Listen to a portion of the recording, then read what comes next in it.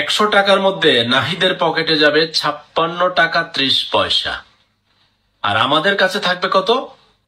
43.70 পয়সা মালিক আমরা, বাকিটা কর হিসাবে চলে যাবে। কিরে ভাই, জনগণ কি, দেশের কাজ কি? জনগণ কি শুধু ভ্যাট ট্যাক্স দিয়ে যাবে, জন্ম নিবন্ধন করবে আর আইডি কার্ড সংশোধন করবে? এই দেশের জনগণের কি পাপ করছে নাকি? আগের সরকারের বিরুদ্ধে কত সব অভিযোগ আমি করেছি, আপনি করেছেন, যে তারা 15% থেকে পলকে কেন 20% সম্পর্ক শুল্ক করলো, যার কারণে আমাদেরকে 54 টাকার মতো দিতে হইতো। ঠিক আছে, দেশের পরিবর্তন চাই, আমরা নতুন বাংলাদেশ চাই, ছাত্র জনতা মারা গেল 2000, এখন আবার তোমরা 20 থেকে 23% 3% কেন বাড়াই দিলা সম্পর্ক শুল্ক? আবার ইন্টারনেটে যারা ওয়াইফাই ব্যবহার করেন, যারা 500 টাকা দিতেন এখন দিতে হবে 77 টাকা বেশি, যারা 1000 টাকার বান্ডিল ব্যবহার করতেন তাদেরকে দিতে হবে 155 টাকা বেশি। হোটেলে ছিল 5%, তোমরা করে ফেললা 15%, নন এসিতে 15 আর এসিতে মনে হয় 10। এরপরে আপনার সাবান কিনতে যাবেন, যা আছে সবকিছু তোমরা বাড়াই দিলা। কেন বাড়াইলা? তোমাদের IMF এর শর্ত দিছে। IMF কেন শর্ত দিছে? তোমাদেরকে আলগাবাতি ঋণ টিন দিবে।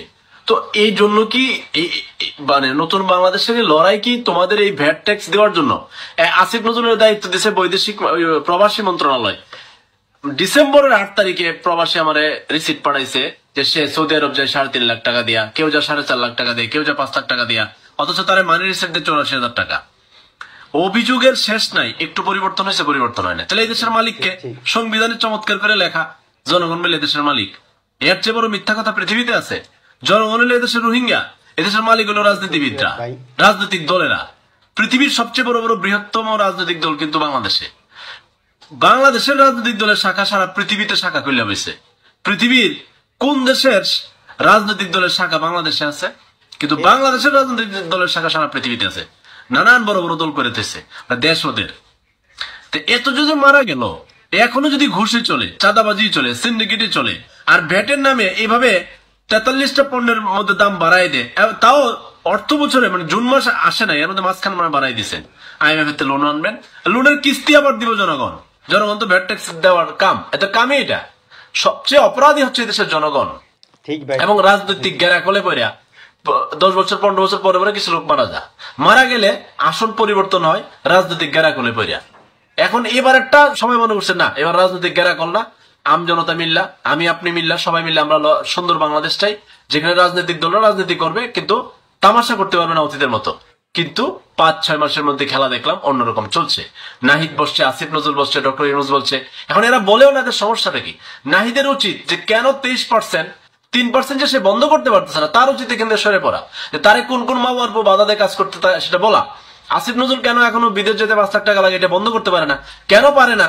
কেন সিস্টেম আনতে পারে না? যদি সমস্যা হয়, কেউ বাধা দেয়, তাহলে বলা উচিত যে আমি এটা পারবো না, সরে পড়ো তুমি। একদম একদম ঠিক কথা বলছো। সুপার গ্লো লাগাইছে, হ্যাঁ, ফেভিকলের আঠা লাগায় বাংলাদেশের ক্ষমতার চেয়ারে, কেউ নামতো না।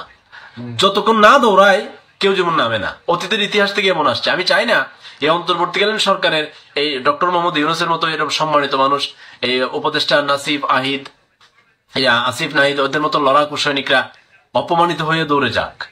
এখন যদি এরকম করে ফট করে ব্যাট বাড়াই দেন, চাঁদাবাজি চলে, ঘুষ চলে, দুর্নীতি চলে, রাহাজানি চলে, হয়রানি চলে, বাজারে ঝামেলা চলে, কোনো কিছু তো সামলাইতে না পারেন, আপনি জাতির উদ্দেশ্যে ভাষণ দিয়ে বলেন যে আমি পারি না, আমাকে এরা বাধা দেয়, আস্তে করে কাটিয়ে পড়েন, পরে আল্লাহ দেখবেন বাংলাদেশের কি হবে। পানির নিচে যাবে না, পানির উপরে থাকবে।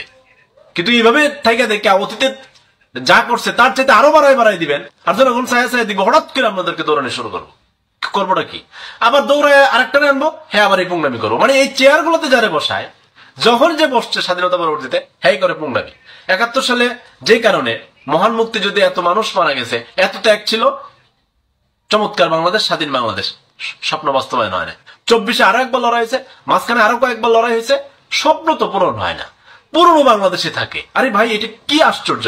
কারণ আমার একটা সমাধান, আপনার একটা সমাধান, হয় জনগণ হয়ে থাকবো, রোহিঙ্গা হয়ে থাকবো, ভ্যাট ট্যাক্স দেবো, আইডি কার্ড ঠিক করবো, জন্ম নিবন্ধন করবো, ঘুষ দিয়ে করবো, আর না হলে দেশ ছেড়ে বিদেশে যেতে হবে। আর কোনো অপশন আমি দেখতেছি না, নাহলে ভ্যাট ট্যাক্স বাড়াই যাবে, খেলা ওদের চলবে।